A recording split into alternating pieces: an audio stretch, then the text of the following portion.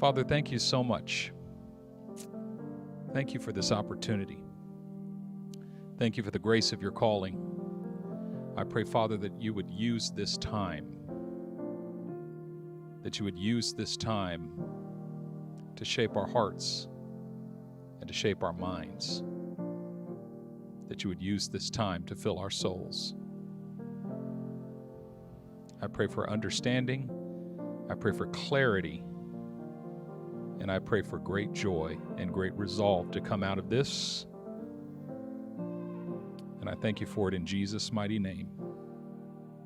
Amen and amen. Could I actually ask you three ladies to move into the middle section? I'd like all of us to sit in the middle section. That way I don't have to turn my head to the left or to the right. I can just be biblical and look straight ahead. Thank you.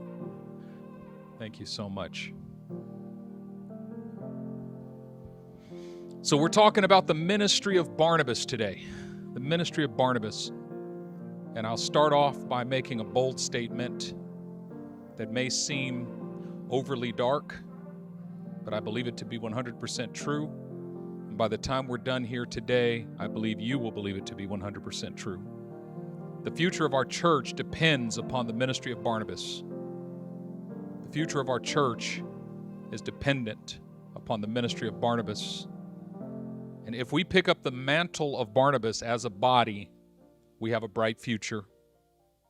If we do not, we will become a museum and we will slowly die until we finally cease to exist.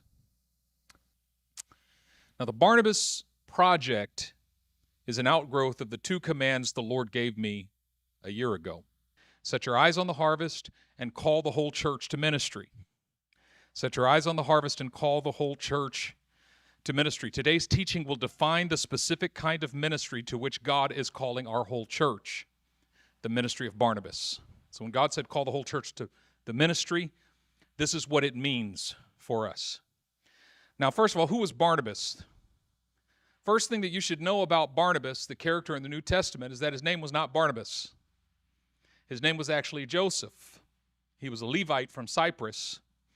And Acts chapter 4, verse 36 says that the apostles called him Barnabas. So Barnabas was the nickname that was given to Joseph from Cyprus by the apostles. Now, why would they give him such a nickname? Well, first thing is to understand that the name Barnabas is a compound Aramaic name. Barnabas.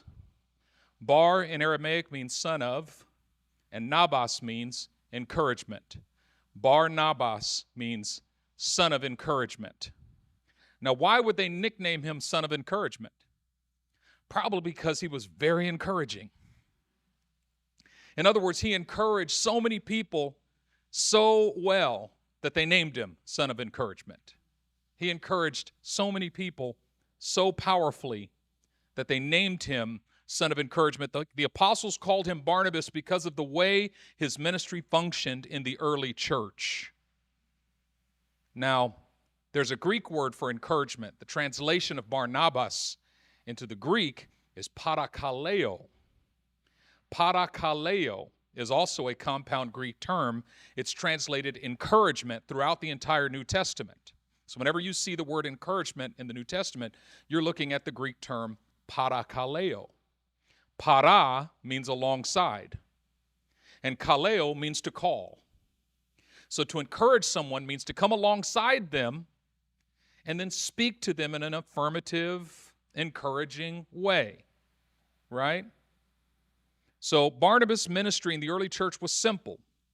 He loved people, he saw the best in people, and he loved coming alongside people to encourage them in their walk with Christ. Could I just ask everybody to sit in the middle section? That way I don't have to look over. Thank you so much. I appreciate it. Now, there's several examples of how Barnabas was an encourager in the book of Acts. The first is found in Acts chapter 9, verse 27, when this guy Saul of Tarsus was converted to Christ, right? In Acts 9, Saul of Tarsus has his encounter with Jesus Christ on the road to Damascus. He's blinded. By the way, a lot of people say his name was changed from Saul to Paul. No, it was not. His name was always Saul and Paul. When he was in Jerusalem, his name was his Hebrew name, but they called him Saul, Shaul. Even 6 chapters later in Acts 15, when he got to Jerusalem, they called him Saul, brother Saul. But when he's in the Gentile world, they called him Paul. So his name was never changed like Simon and Peter. It's different. But anyway, side point. So Saul is converted, and he comes to Christ. He has an encounter with Jesus, but the early church is scared of him. He tries to show up at the early church meeting, and they turn him away. He tries to show up at the small groups, and they turn him away. They're scared of him because this guy yesterday was a Christian killer. Today he professes to be a Christian. How can you trust it? This could be a trap. Barnabas takes him in. In Acts 9:27, the scripture says, "But Barnabas took him and brought him to the apostles. He told them how Saul on his journey had seen the Lord and that the Lord had spoken to him, and how in Damascus he had preached fearlessly in the name of Jesus." So without Barnabas, there would not have been an Apostle Paul. The church would have rejected him completely. It was Barnabas who took him under his wing and said, "Come with me. They didn't receive you? Come with me. I got you." And he brought him in, and they were like, "Don't bring that guy in here." He's like, No. You need to listen. You need to listen to what the Lord did in this man's life. So Barnabas came alongside him, took him under his wing. The second example of this is found 2 chapters later. And what happens is the gospel reaches this city called Antioch. It's all Gentiles there. And there's a church there that's born in Antioch with all Gentiles in it. First time it had ever happened. We think that a Jewish person, if they want to become a Christian, they have to become a good Gentile first. We kind of tend to think that way, right? But in that day, if you wanted to become a Christian, you had to become a good Jew first. That's what they believed. The church was all Jews. But then all of a sudden, the gospel reaches Antioch. And it reaches Antioch because of the persecution of Stephen, right? Stephen is killed, and the Hellenistic believers, they were Jews, but they were Greek-speaking Jews. They were scattered. They had to flee for their lives after the persecution of Stephen, and they went everywhere preaching the gospel. And some of them went to Antioch. They preached the gospel in Antioch, and a bunch of people got saved in Antioch, Gentiles, and they opened up the Antioch church. Well, the apostles heard of it. They said, "What's going on over there in Antioch? A Gentile church?" They said, "Barnabas, go check it out." They sent Barnabas, right, to check it out. Now, the scripture says, when he arrived and saw what the grace of God had done, he was glad and encouraged them all. Wow. Isn't that amazing that the son of encouragement encouraged them? Now, this is interesting. He sees the grace of God. He's glad, and he encourages them. Even though we're going to find out in just a moment, he saw that the church had some issues. The church had some problems. How do we know this? Because at the end of that meeting where he just encourages everybody and he's so glad and bless all of you, and this is so wonderful, he says, "But I'll be right back." Where are you going? He leaves for probably several days, maybe a couple of weeks, and goes down to a city called Tarsus, where this guy, Saul of Tarsus, known to the Tarsans as Paul of Tarsus, has been exiled for 14 years. Barnabas is looking at this church, and he's going, this church needs something. It needs some leadership that it doesn't have. And then he remembers, I know what they need. They need that guy Saul. Right? So what does he do? He goes to Tarsus, and he searches for Paul till he finds him. And then he convinces him to pick up and move to Antioch. Like, we're leaving tomorrow morning. You're going to Antioch with me. So what are we doing there? This church needs you, and you need this church. And he introduces him to the church. And then for the next year, he stays there with Paul, instructing the church together. Paul and Barnabas, they stayed there for a year, and they instructed the church together. Now, it was from the womb of this church, the Antioch church, that Paul's apostolic ministry was born. So in Acts chapter 13, Paul the apostle is sent forth into the mission field from this church the way a baby is delivered from the womb of a mother. And the entirety of the Gentile mission was birthed out of the simple act of coming alongside. The entirety of the Gentile mission happened because Barnabas was Barnabas. He just encourages the church, and then he goes and finds Paul, and he encourages Paul, and then he brings him to the church, and he encourages the church alongside Paul. And out of that simple act of coming alongside and encouraging, the entire Gentile mission is born. None of it would have happened without Barnabas. Barnabas, seeing the church in Antioch in their need, and remembering Paul and his gift, he's thinking, I'm going to see if I can bring the two together. That's the nature of encouragement. You identify a need, and you identify a gift, and you bring the two together. That's the nature of encouragement. And sometimes my gift is the answer to that need. How can I bring my gift into the service of this need? There's encouragement. Sometimes somebody else's gift is the answer to that need. And I see it, and I say, how do I bring that gift into fellowship with that need? That is the essence of encouragement. Barnabas never became one of the great preachers in the early church. He wasn't known for planting any great churches or writing any great epistles. He didn't write anything in the New Testament. But without Barnabas, there wouldn't have been a church at Antioch. Without Barnabas, there would not have been a Paul the Apostle. Without Barnabas, there wouldn't have been a Gospel of Mark. Did you know that? That Barnabas refused to give up on him even when Paul did give up on him. But Barnabas stuck with him and just walked with him through his failures. Without Barnabas, there wouldn't have been a Gentile mission. And that means that without Barnabas, there would be no you and me meeting here today. No Gentile mission, no you and me. No lineage church, which means all of us here today. And you ask any believer, and they'll say it was Paul's ministry, and it was the Apostle Paul, and it was Peter, and you name all these great apostles who did all of the preaching and the teaching and the prophesying and the planting churches and writing epistles, but none of them would have had their ministry had it not been for this little-known guy named Barnabas, who simply came alongside. You know, I heard a preacher give this illustration of a 747, a jet. And he said, the thing about a 747 is it can do a lot of things, and it can carry a lot of people, and it can fly long distances, but one thing it cannot do is back up. And there's this little car that has to push it out on the runway so that it can take off.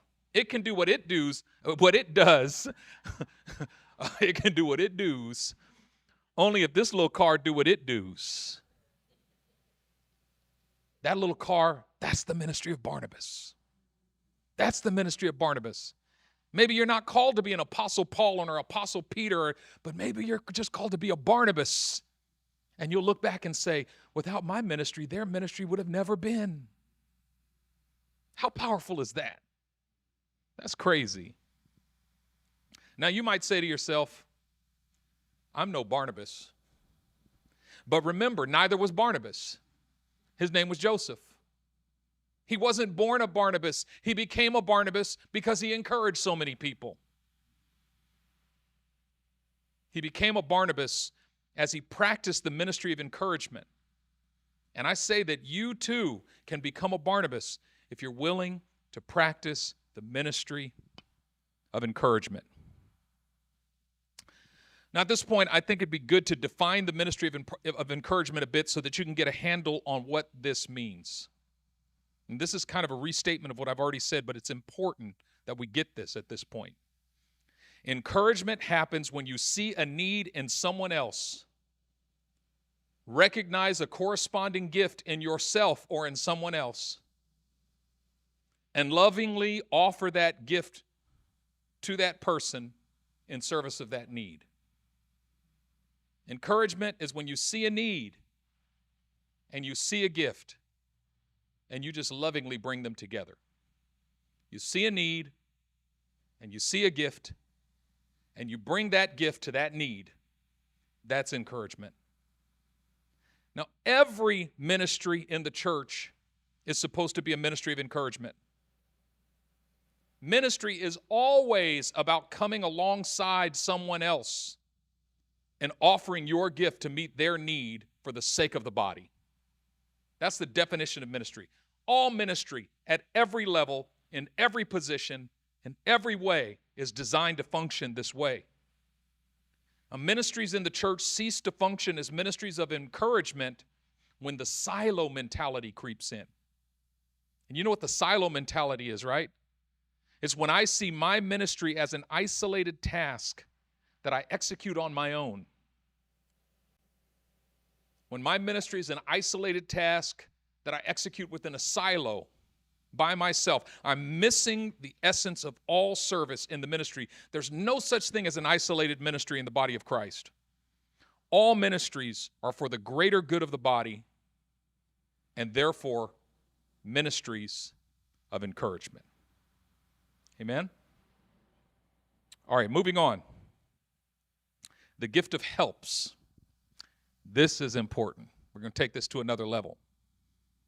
In 1 Corinthians chapter 12, verse 28, Paul provides us with a list of ministries that God has appointed in the church. And Paul lists these ministries as such. First, apostles. Second, prophets. Third, teachers. After that, miracles.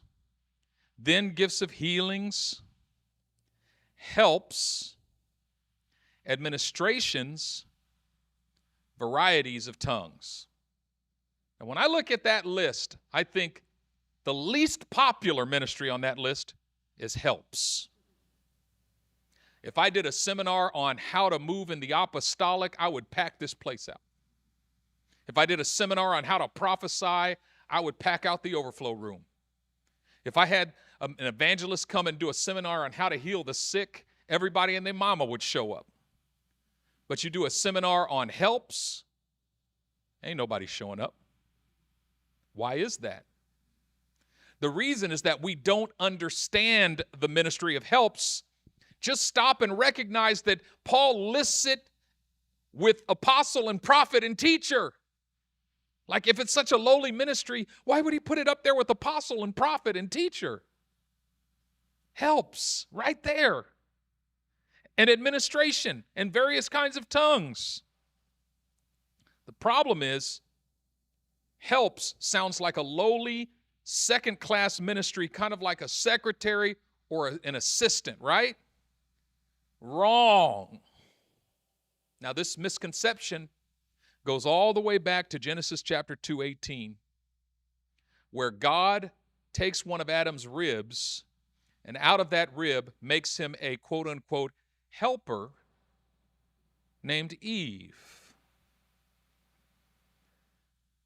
And the church for centuries has mistranslated and misunderstood the nature of that word. Eve is Adam's helper. She's his assistant, which implies subordination. Adam is in charge and Eve helps, right? Wrong. That's not what it means. Now, the Hebrew term that is translated helper is the word ezer. And the word ezer, translated helper, is incredibly important in the Old Testament, And you cannot understand the New Testament word translated helper without understanding the Old Testament background. Because the background of the New Testament is the Old Testament. That's a side point in terms of biblical interpretation, because I've seen people take Greek words and give the whole background of the term in ancient Greece. And that has nothing to do with the actual New Testament meaning of the term. The New Testament is always translating Old Testament concepts into Greek. So the background is, what's the Old Testament term? How was it used? What does it mean? And that shows us what the New Testament term actually means. That's an important point for biblical interpretation. Now, I'm going to give you some of the most important Old Testament verses in which the term ezer is used. And you tell me if it implies subordination. Deuteronomy chapter 33, verse 26. There is no one like the God of Jeshurun, who rides the heavens to help you, and in his excellency on the clouds. How about Psalm 33:20? Our soul waits for the Lord. He is our helper and our shield. How about Psalm chapter 70, verse 5? But I am poor and needy. Make haste to me, O God. You are my help and my deliverer. O Lord, do not delay. How about Psalm 115, verses 9 through 11? O Israel, trust in the Lord. He is their help and their shield. O house of Aaron, trust in the Lord. He is their help and their shield. You who fear the Lord, trust in the Lord. He is their help and their shield. 3 times He is their help. How about Psalm 121, 1 through 2? And this one you'll recognize. I lift up mine eyes to the hills, from whence cometh my help. The primary referent to the word helper or help in the Old Testament is God. So if the word implied subordination, then all of these verses would be suggesting that God is subordinate to us. He's just my helper. He's my administrative assistant. Not realizing that I am taking modern patriarchal sensibilities and importing them into a scripture that has nothing to do with that. In actuality, the better translation of the word ezer or help is rescuer. When David says, God is my help, he means God is my rescuer. What he means is I can't do it on my own without my help. I'm stuck. I'm trapped and I need a rescuer. Now go back to Genesis 2:18. And the Lord God said, it is not good for the man to be alone. I will make him a helper. You see that? I'll make him a rescuer, not an assistant, a rescuer. He'll never get it right without her. He'll never figure it out on his own. I look at some unmarried men and I think it is not good for this man to be alone. And then I look at some little boys who want to be married and I think it's not good for a man to be alone. You a little boy. I tell girls, you need to leave that little boy alone. It's good for him to be alone. I used to pray that over Robin for years. Lord, it's not good for this man to be alone. And the Lord delivered him. The Lord sent him his ezer, his rescuer. Right?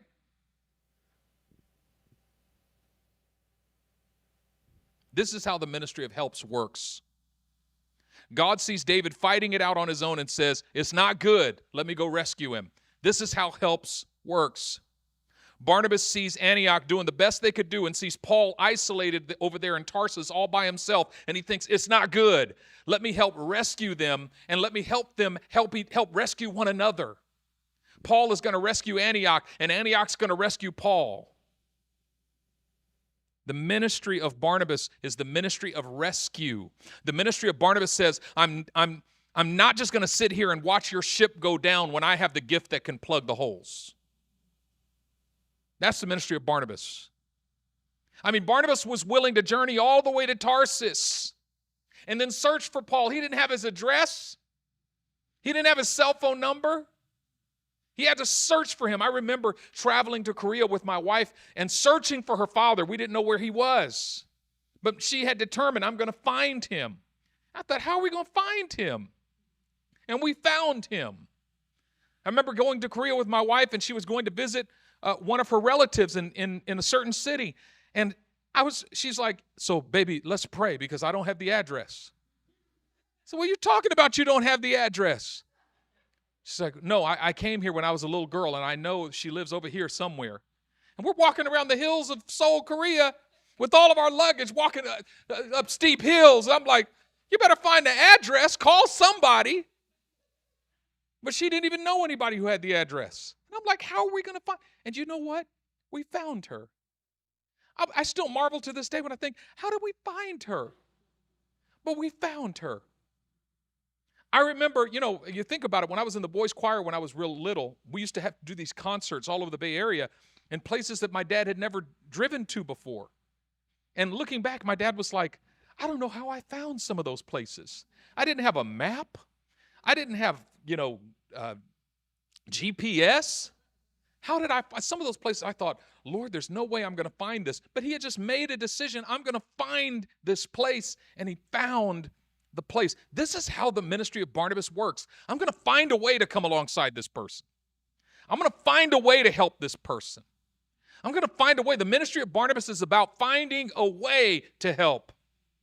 And oftentimes we just kind of sit and look on the outside. We see ships going down all around us and we go, help them, Lord. Touch, Lord. But that's not how Barnabas functions. Barnabas says, no. I'm going to step in and I'm going to find a way. I'm going to go find Paul because I know that Antioch needs Paul. So I'm going to find Paul and I'm going to convince him somehow to come back with me to Antioch. And because Barnabas was willing to do that, we're here today. The ministry of Barnabas is the ministry of rescue. All right. When I finish this, I'm going to open the floor for questions. So write down your questions and don't forget them. Next, the tactic of the enemy. There's a scene in one of those nature documentaries. Those nature documentaries where animals eat each other and they show it all, In one of those nature documentaries, there's a scene in which there's a whole herd of buffaloes minding their own business, lounging in an open field. And all of a sudden, the camera zooms into the tall grass to reveal 2 crouching lions on the prowl. Now, I remember, every time I'd see a scene like that, the first thing I think is the lions are just going to jump out and just grab a random buffalo and go to town on it, right? Because that's what, for a lion, they don't discriminate. It's like, I'll take any buffalo, but actually, that's not how lions function. They did not reveal themselves until they had identified a buffalo that was young, weak, and alone. They watch and they wait until they find one that is young, weak, and alone. And when they spot one that is young, weak, and alone, then they reveal their presence. And when they reveal their presence, the rest of the herd runs off, leaving the one that is young, weak, and alone to fend for itself. You see, lions know that if they pick the wrong one, they may find out what it's like to get stomped to death by an entire herd of buffaloes. So lions don't just grab any buffalo. They pick the right one. Now, 1 Peter chapter 5, verse 8 says, be sober, be vigilant, because your adversary, the devil, walks about like a roaring lion, seeking whom he may devour. I heard what did he say? Somebody said he was on a safari, and he told the leader of the safari, lions won't eat you if you're quiet, or something like that. And he said, yeah, my pastor told me a story that a lion won't eat you if you're quiet. And the guy said, your pastor is stupid. He said, that lion will eat every one of us silently. What I mean? Like, we got these ideas that are wrong. It says, your adversary, the devil, walks about like a roaring lion, seeking whom he may devour. Now, when it says he's seeking whom he may devour, it means that he cannot devour just anybody. Because if he picks the wrong one, he gets stomped out by the whole church. So what does he do? He looks for one that is young, weak, and alone. One of the primary functions of the ministry of Barnabas is to identify those who are young, weak, and alone, and surround them before the adversary devours them.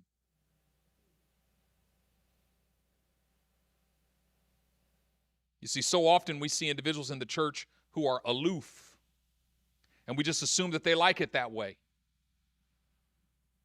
See people not talking to somebody who's not talking to anybody, and we just assume that they don't want to talk to anybody. But perhaps they're hurting and don't know how to reach out. Perhaps they're shy and don't know how to connect. Whatever the case, if we leave them alone, we leave them vulnerable to the power of the adversary.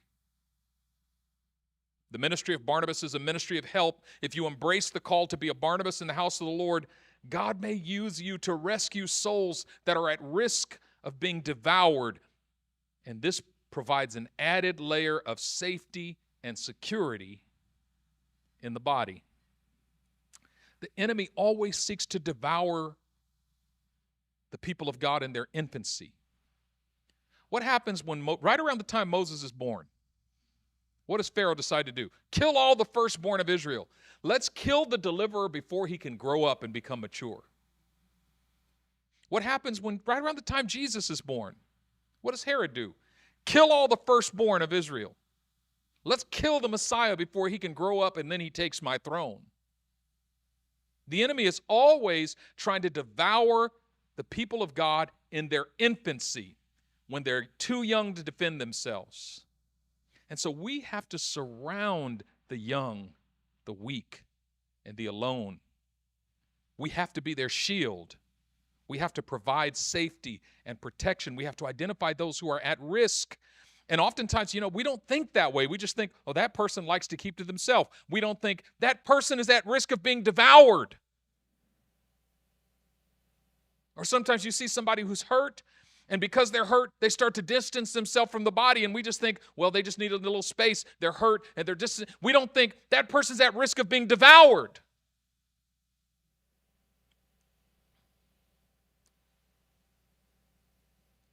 The enemy is trying to entice them. Coyotes do that with dogs. Do you know that? A coyote, if you leave your dog outside and there are coyotes around, coyotes will entice your dog. Hey, bro, let's play. They'll befriend your dog.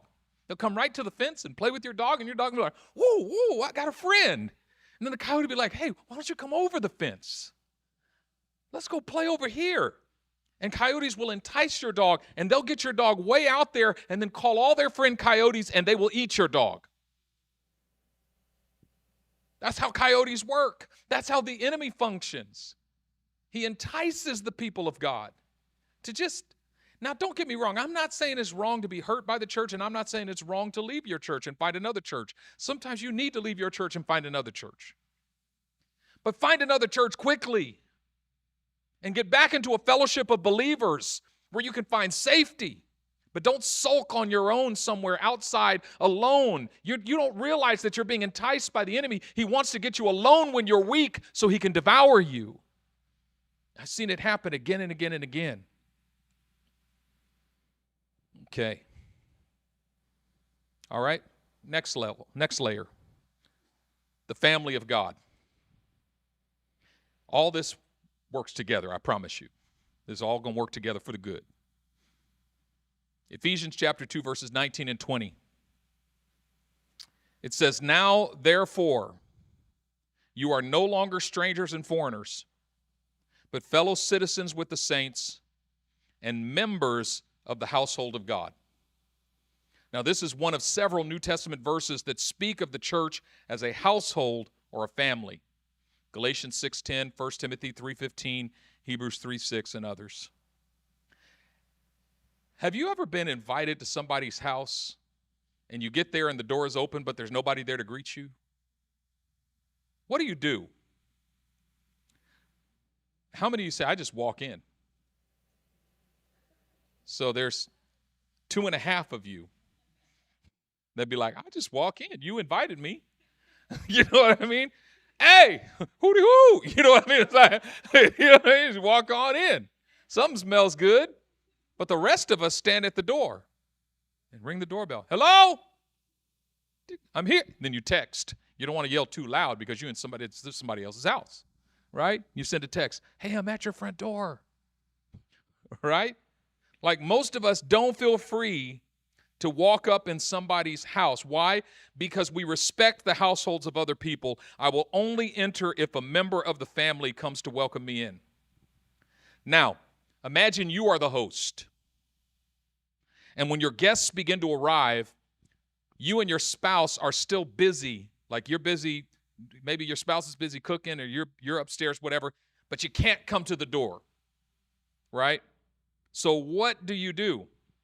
Well, you call one of your children, even if they're small, and you authorize them to open the door for you and to welcome your guests into the house. You can tell your 7-year-old child, hey, go to the front door and open the door and welcome our guests, right? Bagus and Sherry. You could even tell Darlene, go open the front door.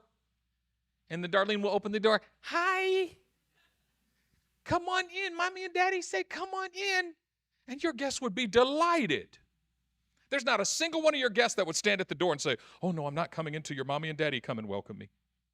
No, they would be delighted to follow Darlene. And Darlene would lead you into the living room and sit you down on the couch and say, and there's some fruit here and some crackers.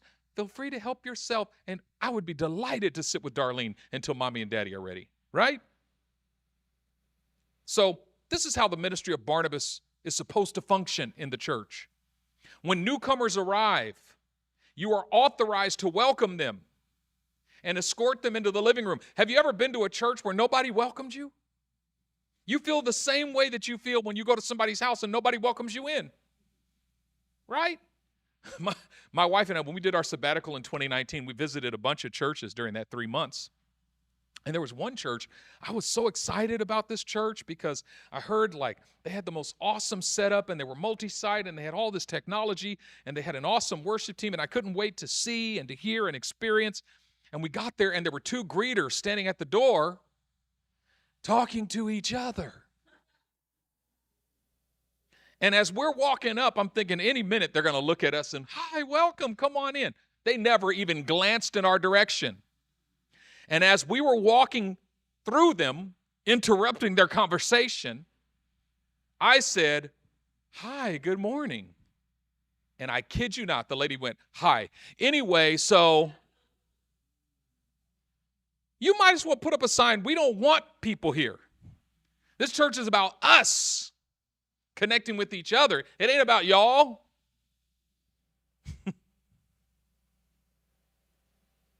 The fact of the matter is that newcomers will not feel welcome if we do not welcome them. They will not feel at home if we do not invite them to make themselves at home. Now, you don't need a ministry position to do this. You don't need to be an usher or a greeter to do this. You simply need to imbibe the spirit of Barnabas and make a decision that when I see individuals who are alone, I will come alongside them. When newcomers enter the house, I will welcome them. This is a simple step that can be the beginning of a powerful ministry in the house. Okay, we're almost done. One more section here. Last section of this part 1. And then we're going to go eat. And then we're going to come back here for part 2, and I'm going to make it more practical, okay? The antithesis of cliquishness. The antithesis of cliquishness. You know, in multiple seasons of our church's history, we've fallen into cliquishness. Now, don't get me wrong. On the one hand, cliquishness actually is a problem that springs from something good. Because if you have cliques in your church, it means there's people in the church who like each other. That's a good thing, right? It means there's people in the church who are committed to one another, which is a good thing, right? And there's people in the church who are committed to building fellowship with one another. That's a good thing, right? The problem with cliquishness is that when we become cliquish, we restrict our interactions to the people in our clique. So the problem is not that I talk to the people in my squad. The problem is I only talk to the people in my squad. That's a problem. The problem is the church service is about to begin, and I'm out in the fellowship hall, and 100 people walk past me, but I only even look at the members of my squad. And I only even acknowledge the presence of the people in my squad. When we become cliquish, we unintentionally communicate a form of exclusivity that pushes people away. I remember dealing with this it was the second year of our church's history. Actually, it was the third year. It was 2006. And I realized that we had all these newcomers showing up, but our people, I remember standing on the platform at the end of a service and just kind of watching, looking around the room. And what I noticed is that all of our people, as soon as the service ended, broke into their cliques. And that there was a lone person there, and a lone person there, and a lone person there, and a lone person there, and a lone person there, and nobody was talking to them. Nobody was greeting them. Our people were talking only to each other. And we had a leadership meeting the next Sunday morning, and I addressed this, and I instituted the following rule. From now on, 10 minutes before the service starts, and the first 10 minutes after the service ends, you are not allowed to talk to anybody you know. You're going to use that 10 minutes before service to greet the newcomer, and that 10 minutes after service to greet the newcomer. And I would stand on the platform 10 minutes before service and 10 minutes after to just watch the room to make sure it was being followed. And then wherever I saw a clique, I would run out and break it up and say, get out there and talk to newcomers. Come on, you know better than this. And the result was we created a culture of welcome in which people were greeted immediately upon entering our church. And this opened up our cliques and transformed them so that they were no longer cliques, but they were inviting circles of fellowship and connection. They were open circles. So having a squad is not a bad thing as long as it's open. Right? But if you have a no new friends squad, that's not a good thing. Right? As long as it's open.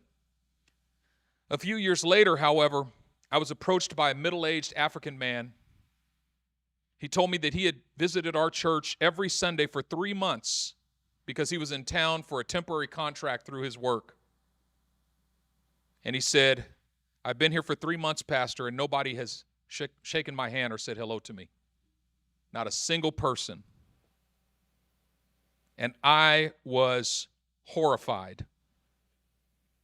And what I realized at that moment, because I had had several individuals come to me in the previous week saying, the thing I love about your church is I walk in and everybody greets me. And it dawned on me that if you were an urban millennial visiting our church, people lined up to greet you. But if you were anything other, you might not ever get a greeting from anybody. And I realized that once again, we had descended into cliquishness just under a new guise.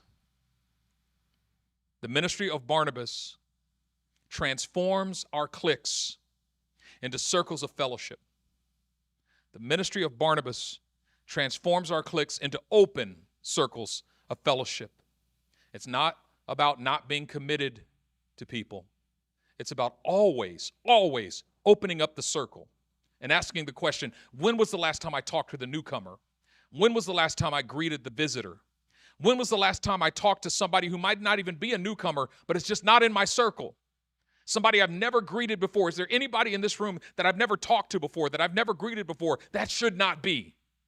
How is it that there are people in our church that have been in our church for a year and I've never even said hello to them? That should not be. There's people who've been here 3 months, 4 months, and I've never said hello to them. That should not be. The ministry of Barnabas is the key to the future of our church. And if we pick up the mantle of Barnabas, our future's bright. But if we do not, we have no future. And this is the key. The Lord spoke this to me so clearly. The elect are out there. Do you know who the elect are? The New Testament concept of the elect? It's not even about like God chose before the foundation of the world. It's not the Calvinistic definition of the elect. The elect are simply everyone who is going to believe in Jesus throughout all time.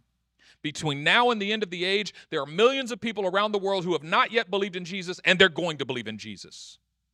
There are people in El Cerrito who have not yet believed in Jesus, and they are going to believe in Jesus. There are people in Berkeley and in Richmond and in Oakland and in San Pablo who have not yet believed in Jesus, but they are going to believe in Jesus. The elect are out there, and God will save them. But God is looking for places to send them. But He'll only send them to places that are ready to receive them. He'll send them to us if we're ready to receive them. And if we embrace the ministry of Barnabas, we'll be ready to receive them. We are only ready to receive them when we as a church commit ourselves to the ministry of Barnabas. I wanted to begin by laying this foundation so that we understand that the ministry of Barnabas is not simply something you sign up for and become a Barnabas partner and do the following things with the following people. The ministry of Barnabas is first and foremost a heart that we imbibe, a spirit that we receive, an attitude that we carry, and a set of actions that we live out. Regardless if I'm your Barnabas partner or not, regardless if I've been given your name and number, regardless if you've approached me or not, the ministry of Barnabas is a spirit that God wants to release in our house, because if we embrace the ministry of Barnabas, we will constantly be ready to receive the souls that the Lord sends. When I was a Bible college student, we read this book on pastoral care and counseling. Most of the book was dry. I thought, I'll never apply any of this.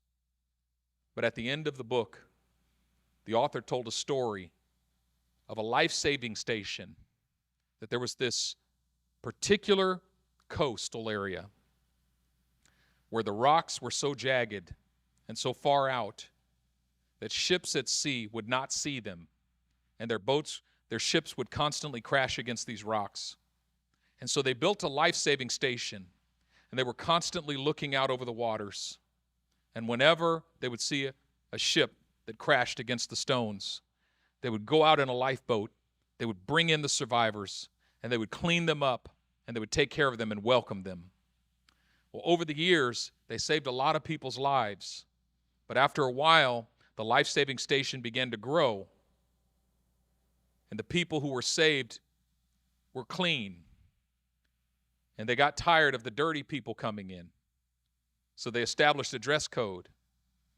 And then they put outside showers for the dirty people to clean themselves up first before they could come in. And then they started having activities amongst themselves, activities amongst the people who were saved.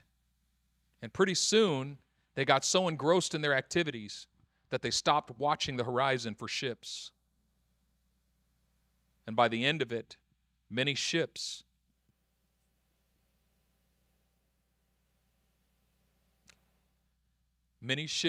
continued to crash on those rocks.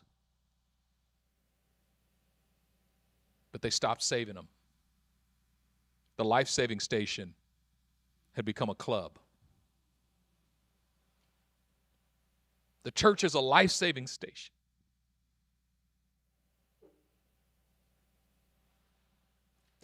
But when all we care about is ourselves, we become a club.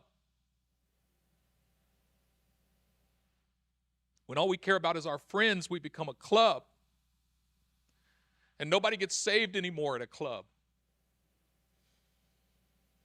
And we begin having activities for each other. And we stop watching the horizon for the harvest.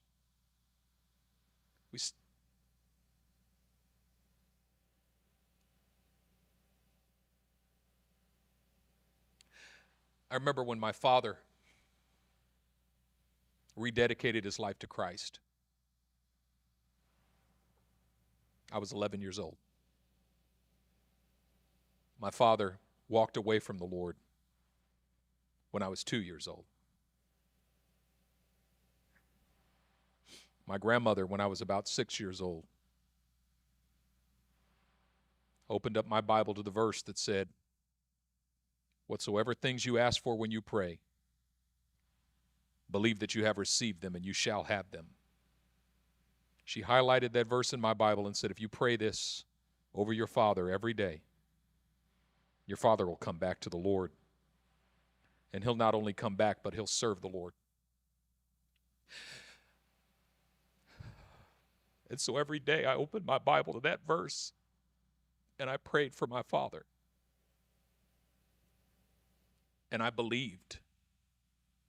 And every time I went to see my grandmother, we would pray together. And I believe my father's not only going to be saved, but he's going to serve the Lord. I'll never forget. It was a Friday night. I was 13 years old. Church service at my church, and my father came. I was surprised that he came. I didn't expect him to come. He never came. But this particular Sunday, this particular Friday night, the pastor's sermon was, "Choose this day whom you will serve." And before my pastor got to the end of the sermon, my father got up out of his seat and ran to the altar and fell on his face and began to weep. He had returned. I was so excited, I turned and looked back at my grandmother. "Thank you." And my grandmother, her face was aglow. She wasn't crying. I looked at her and I thought, the Lord she could just rapture right now. It's like you could see the glory of the Lord just shining on her. She didn't even 30 minutes after the service ended, she was still sitting there just beaming. And the next morning she had a heart attack. And within a couple weeks she had gone home to be with the Lord.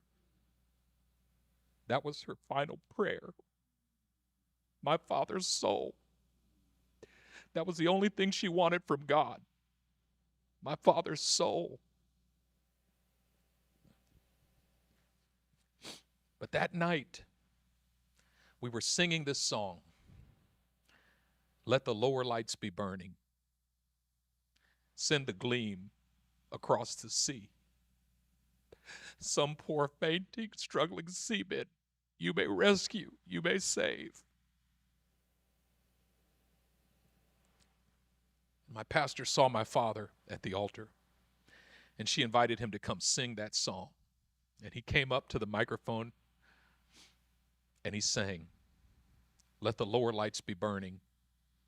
Send a gleam across the way. Some poor fainting, struggling seaman, you may rescue, you may save."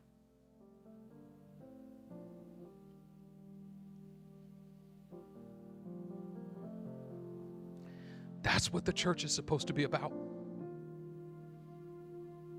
And what we don't realize is that every week, walking through these doors are individuals who are at risk, whose lives are so close to crashing against the rocks. And some of them are shipwrecked when they walk in and they just don't even know it. And all it takes is for somebody to come alongside them and sit with them, talk to them, encourage them, pray with them if they're open to being prayed for. I'll never forget, I was in Japan. I was ministering at a church in Fukushima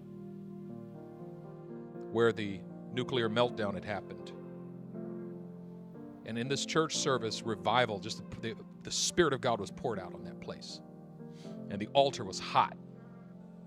But there was a young man sitting on the back wall, and he just looked cold. The altar was hot, but the young man was cold.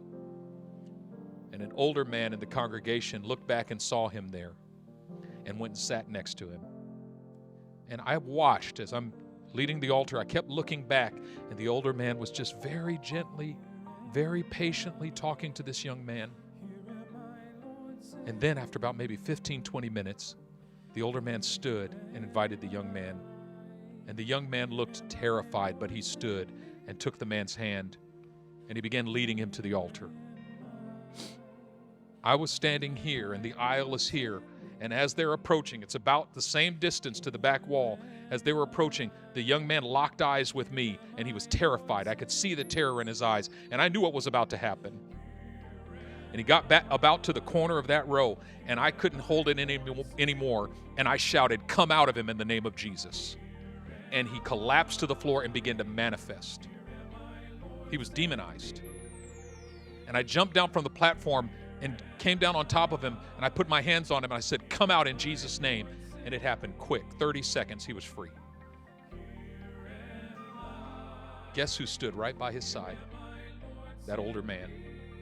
And he knelt down next to him, and I kept ministering to other people at the altar, but that older man knelt there and prayed with that young man for the next hour. And when the service was over, he helped him up, and the young man stood up, and his face was full of joy. Huge smile on his face. And he ran over to me, and he hugged me, and he buried his head in my chest and said, "Thank you, thank you, thank you." And I thought, you should thank that man. He was the Barnabas who looked back and saw this cold young man who was going to miss his moment of deliverance, who was going to miss his moment of freedom. And this older man said, "I care this much. I'm not going to let you miss your moment of freedom." And he stood by that young boy's side and walked him all the way to freedom. That's Barnabas. That's Barnabas. That's Barnabas. That's the invitation. All God needs from us is our yes. Let's bow our heads. Father, thank you so much. Thank you so much. Thank you that you're speaking to us today. Let every heart prepare you room. We say yes.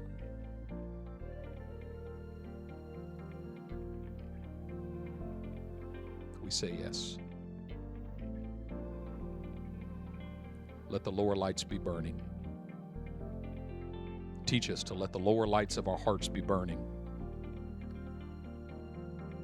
that we would send a gleam across the way, that some poor fainting, struggling seaman we might rescue, we might save. In Jesus' mighty name, amen.